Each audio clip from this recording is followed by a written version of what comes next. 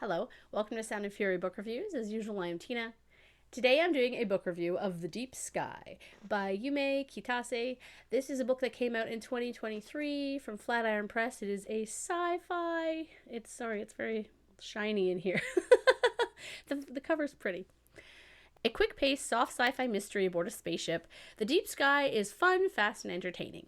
We read this book for the Interstellar Book Club, and I got it from my library. Yay, library for the win. So what is this book about? It is the eve of Earth's environmental collapse. A single ship carries humanity's last hope, 80 elite graduates of a competitive program who will give birth to a generation of children in deep space.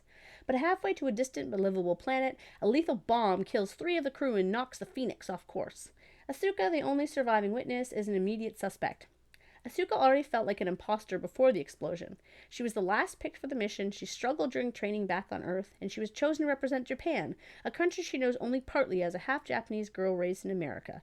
But estranged from her mother back home, the Phoenix is all she has left. With the crew turning on one another, Asuka is determined to find the culprit before they lose all faith in the mission, or worse, the bomber strikes again. The novel is told mainly in the present, following Asuka around the spaceship, but she also has some flashbacks to her life as a climate refugee and then her time in the training facility for the project.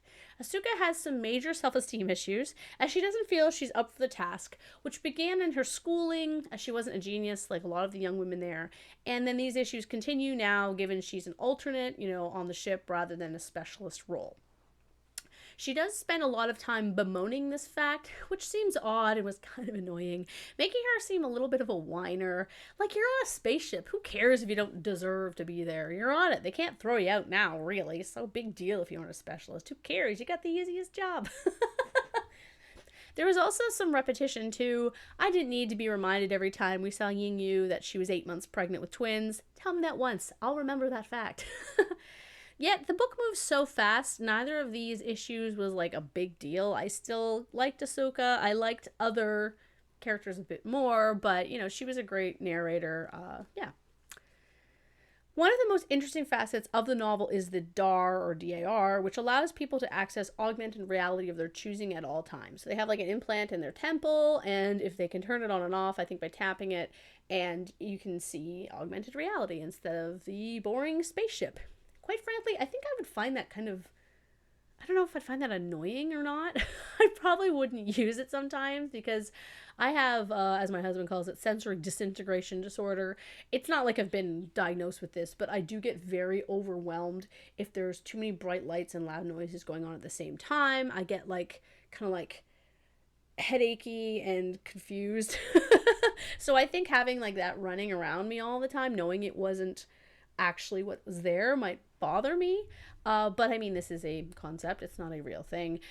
It was really interesting. I loved how it was tied to the mystery. It wasn't just some sci-fi thing that was dumped in there. It does relate to kind of the story. The mystery was also very fun. There were some good red herrings and the motive made sense. I was curious as to the result the entire time. It's not like I figured it out right away. So that's pretty much kind of what you expect from a mystery and what you want. So that was really well done. The side characters were a little hard to differentiate, though. They were all very similar in kind of temperament and how they reacted to things, so sometimes I had trouble telling them apart. I don't know, they kind of felt a bit homogenous sometimes. I did like how this novel showed how climate change affects people's lives and what our future might hold if we don't, do something about it. I wouldn't call this book a cli-fi necessarily, but it does address climate concerns quite heavily. There are some things that were kind of odd about the book, though, which might make it less than interesting for those who prefer their sci-fi with more kind of science-based or realism-based ideas. So the whole point of the book is they're trying to get to this place called Planet X. Where is Planet X? We don't know. It was very vague. It was kind of silly in that regard. I'm like, why are they calling it Planet X? Give it a name. Tell us where it is in the universe. I don't know. It's kind of bothered me. I was like, how come we don't know where it is? You can pick any place, anywhere in the galaxy and say it's over there, and no one would contest it. I also thought it was funny, but also rather astute, that they created a quantum data transmitter, but not a painless method of internal exam for women. I mean, I'm not surprised by this at all. Women's comfort is never going to be a priority. Likewise, they mentioned early on in the book that they weren't sure whether prolonged cryonic hibernation would damage ovaries or eggs in the long term. But that seems really weird to me that they wouldn't have figured that out in the 12, 15 years before the project took off. Like, isn't that the main part of the mission? Why wouldn't they have researched that? Like, why would they have not done any research on this? Like, oh, it's fine, it might not work. Then why are you putting all this hope and money into this project? I don't know. It seemed kind of strange. Also, and one more thing, when it comes to the bombs, so the way I understand it, I could be wrong because I'm not a scientist.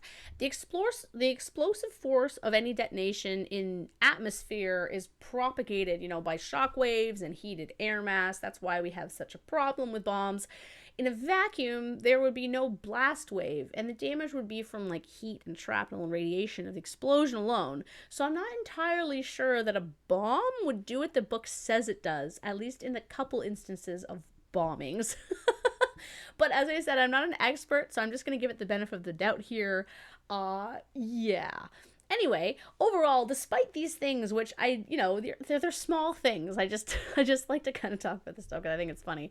I really enjoyed the book. I really did. I couldn't put it down. The writing was tight. There's great descriptions. It was easy to follow. The mystery was compelling. I liked the sci-fi aspects, despite them being kind of like Hollywoody.